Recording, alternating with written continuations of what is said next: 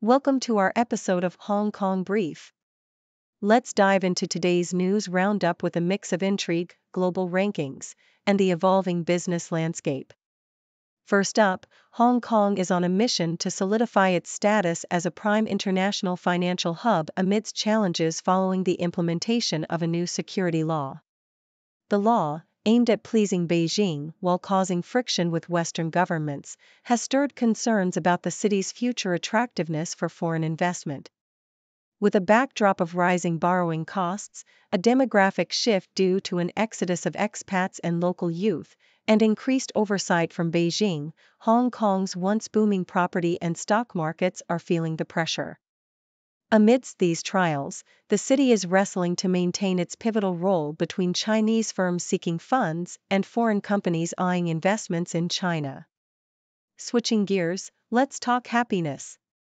The annual UN-sponsored World Happiness Report has crowned Finland as the happiest country for the seventh year running, with its Nordic neighbors not far behind.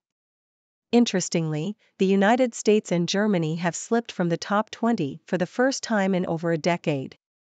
The report bases its rankings on factors like GDP per capita, social support, and corruption perception, highlighting the importance of a strong welfare society and trust in government for achieving high life satisfaction. In the business realm, Chinese cross-border e-commerce payment services provider Lianlian Digitech is eyeing a $78 million IPO in Hong Kong, despite the city's stock market facing its lowest momentum for new listings since 2011. Meanwhile, China Bank secures a $194 million loan for some financial breathing room, and Chinese banks hold steady on lending rates amid economic challenges. On a brighter note, Singapore is leading the charge in Southeast Asia to attract Chinese tourists back to pre-pandemic levels, showcasing the city-state's appeal with unique cultural events and safety measures. Please stay tuned for detailed coverage on these stories and more. Hong Kong faces battle to shore up its role as financial hub after security law. Bloomberg. Hong Kong faces the challenge of bolstering its position as an international finance center following the passing of its local security law. The law, which placated Beijing but antagonized Western governments, has raised concerns about the city's future and its ability to attract foreign investment. Hong Kong is currently a key fundraising center for Chinese firms and the primary conduit for foreign companies investing in China. However, it faces mounting challenges, including a surge in borrowing costs, an exodus of expats and younger locals, and growing concerns over Beijing's oversight. Furthermore, China's economic slowdown and tensions between the US and China have led to foreign capital shunning the country, impacting Hong Kong's status as a conduit of capital for China. The city's property market is in decline, its stock market has lost over 40% in the past 3 years, and office vacancies are at a record high. The passing of the security law has also raised concerns among Western governments and businesses operating in Hong Kong, potentially overshadowing the city's focus on economic development. New report reveals the world's happiest countries, ranked. South China Morning Post. Finland has been ranked as the happiest country in the world for the 7th consecutive year, according to the annual UN-sponsored World Happiness Report. Nordic countries dominated the top 10, with Denmark, Iceland, and Sweden following Finland. The United States and Germany did not make the top 20 for the first time since the report began over a decade ago. Afghanistan remained at the bottom of the rankings. The report measures happiness based on individual self-assessed evaluations of life satisfaction, as well as factors such as GDP per capita, social support, and corruption. Finland's strong welfare society, trust in state authorities, and free healthcare and education were cited as contributing factors to its high ranking. Chinese e-commerce payment company seeks $78 million in Hong Kong IPO. South China Morning Post. Chinese cross-border e-commerce payment services provider Lianlian Digitech is seeking $612 million Hong Kong dollars, $78 million, in an initial public offering in Hong Kong this week. The company is offering 55.9 million shares at 10 Hong Kong dollars and 95 cents each, for expected proceeds of 485 million Hong Kong dollars after underwriting fees and expenses. The downsized offering comes as the Hong Kong stock market endures the lowest momentum for new listings since 2011. China Bank gets $194 million loan from Industrial Bank in temporary relief. South China Morning Post. China Bank, one of China's largest property developers, has secured a 1.4 billion Chinese yuan, $194 million, loan from Industrial Bank, providing relief following its recent credit rating downgrade by Moody's to junk status. The loan is for 14 years and is secured and guaranteed by Shanghai Central District Real Estate and Shanghai Bank Enterprise. The purpose of the loan is to meet operational needs as well as repay the developer's loans and bonds. Moody's downgraded bank last week on concerns about the company's liquidity and ability to repay debts.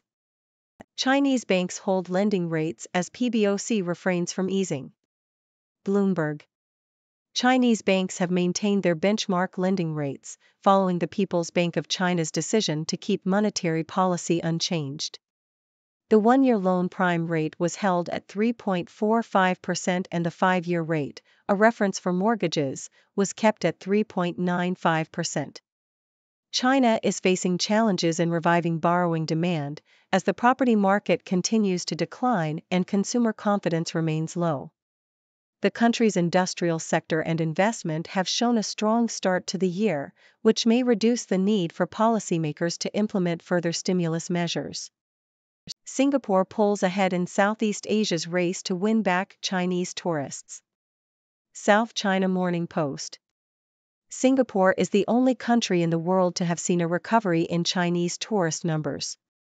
Over 327,000 Chinese tourists visited Singapore in February, 96% of pre-pandemic levels, compared to 63% in Thailand and 48% in Indonesia. In contrast, projected Chinese tourist numbers in Europe are expected to be 40% lower than in 2019, while the U.S. predicts arrivals in 2024 will be 73% of pre-COVID levels. Singapore has benefited from dropping visa requirements for Chinese tourists, as well as its focus on safety and unique cultural events. Doing business in China is growing tougher, more uncertain, European Business Group says. Associated Press. Uncertainty and draconian regulations have increased risks for foreign businesses in China, according to a report by the European Union Chamber of Commerce in China. The study highlights concerns raised by European and American companies and acknowledges that China's changing business environment partly reflects its moves to minimize risks because of trade friction and dependence on imports. The report calls on China to do more to address these concerns, including access to government procurement contracts and potential data security regulations that could hinder pharmaceutical companies' ability to conduct clinical trials. Hong Kong, mainland China office leasing outlook bleak, CBRE says. South China Morning Post. The commercial property leasing market in most Asia-Pacific markets is improving, except in Hong Kong and mainland China where sentiment is particularly downbeat, according to CBRE. Respondents in South Korea and Japan were the most positive, while sentiment was overwhelmingly pessimistic in Hong Kong and mainland China. Respondents in these areas expect office rents to decline further. The challenges in Hong Kong and mainland China are more acute due to the property crisis facing mainland developers and the uncertain economic outlook. The top reasons for trimming real estate footprint were rising costs, shrinking business demand, and further implementation of work-from-home policies. Hong Kong CBDC trial and Ants blockchain are helping to digitize shipping. South China Morning Post. Global Shipping Business Network, GSBN, has developed a prototype electronic bill of lading, EBL, as part of Hong Kong's wholesale central bank digital currency project. The use of blockchain for bill of lading could enable the digitization of a paper-based system that has been used for centuries. The EBL prototype is being used in the pilot project, which also includes green bonds, carbon credits, aircraft, electric vehicle charging stations, and treasury management. GSBN, a nonprofit controlled by shipping industry stakeholders including Costco Shipping and OOCL, aims to use blockchain to transform the global shipping industry. Pair accused of stealing battery manufacturing secrets from Tesla and starting their own company. Associated Press. Two individuals, Klaus Pflugbeil and Elong Xiao, have been charged with conspiracy to transmit trade secrets after allegedly stealing battery manufacturing technology from Tesla and attempting to sell the proprietary information. Pflugbeil was arrested on Long Island, New York, while Xiao remains at large. The technology in question involves high-speed battery assembly lines that use proprietary technology owned by Tesla. The defendants set up a company in China that stole the trade secrets from an unnamed American company and marketed themselves as an alternative source for the assembly lines. U.S. investment firm AllianceBernstein cuts research team. Nikkei Asia. AllianceBernstein is cutting jobs in Asia and Europe as the U.S. investment firm prepares to form two joint ventures with Société Générale, according to a person with knowledge of the matter. The job losses are part of a plan by AllianceBernstein to sell its research unit before the joint ventures, which will combine their respective cash equities and research businesses, are formed. The company is said to be cutting 47 jobs, with 10 positions in Hong Kong affected and the remainder in Europe. New Zealand, China laud stable ties despite significant differences. South China Morning Post. Chinese Foreign Minister Wang Yi's visit to New Zealand has highlighted the significant differences between the two countries, despite efforts to present a united front. During his visit, Wang called for deeper trade and economic ties and addressed climate change. The ministers also discussed trade, business, and security in the Pacific, as well as areas of difference including human rights and the situation in Xinjiang, Hong Kong, and Tibet. New Zealand has recently tilted towards the US and Australian defence policy, and there is speculation that the country may join the AUKUS defence pact. Wang's visit was seen as a charm offensive, but it was acknowledged that significant differences exist. New Zealand's National Intelligence Agency accused China of espionage operations and targeting the country's ethnic Chinese communities. China has been increasing its ties in the Pacific region, which has raised concerns among New Zealand and Australia. Trade between New Zealand and China remains important, but political differences are becoming increasingly significant.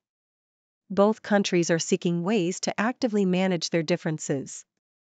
In Hong Kong, China's grip can feel like death by 1,000 cuts.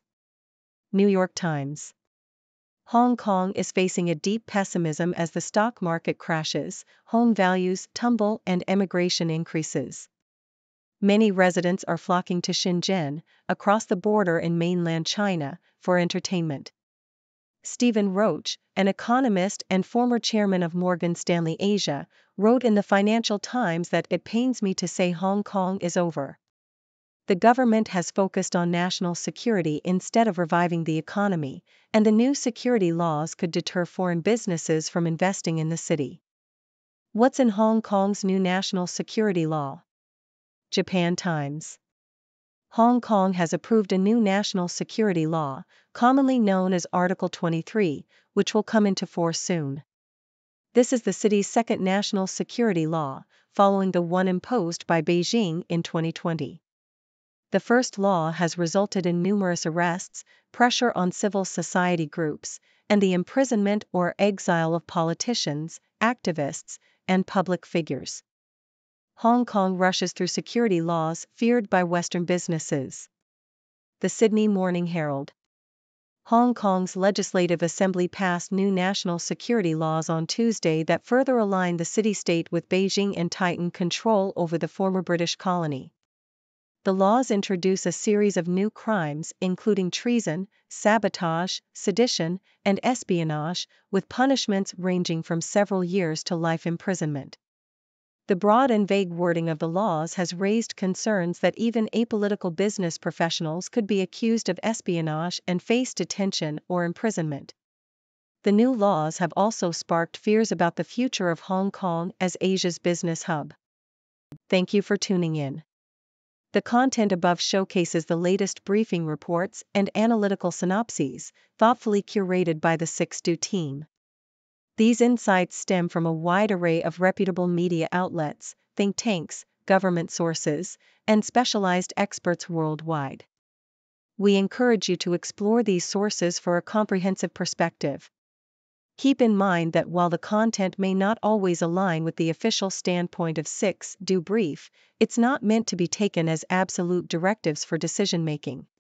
Comprising seasoned media professionals, learned scholars, and accomplished scientists, the 6Do team embodies a trailblazing, fully independent media entity. To customize 6Do Brief to meet your professional needs, you have the option to subscribe to a diverse array of briefings on our website, 6dobrief.com. Regardless of your location, you can conveniently receive 6Do Brief via email,